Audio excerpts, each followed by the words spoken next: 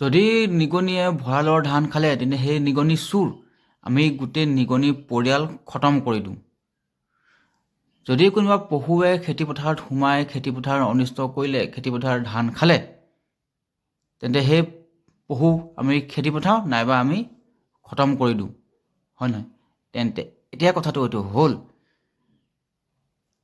মানুহে আমি যদি কোনোবা মৌমাখিৰ মৌচাক ভাঙি তাক জুই লগাই মৌবিলাক খেদি ভাঙি ছিঙি আমি মৌ ৰসখিনি উলিয়াই আনোঁ আৰু মৌচাক ভাঙি পেলাওঁ, জুই লগাই মৌমাখিখিনিক খেদি দিওঁ, তেন্তে আমি কি হ'লোঁ?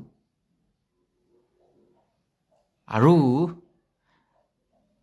গাইৰ গাখীৰখিনি গাইৰ পোৱালিটোৰ কাৰণে সেইখিনি আমি চেপি চেপি উলিয়াই আমি খাওঁ আৰু আমি বিক্ৰী কৰোঁ। তেন্তে আমি কি হ'লোঁ? যদি ভঁৰালৰ ধান খোৱা নিগনিটোক আমি মাৰি পেলাওঁ, নিগনিটো চোৰ, তেন্তে মৌচাকৰ পৰা মৌখিনি আনি ভাঙি আমি আনি সংগ্ৰহ কৰোঁ, আমি চোৰ হয়নে নহয়?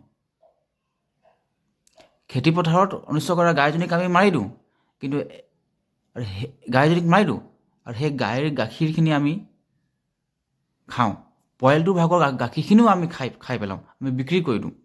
আমি কি হ'লোঁ?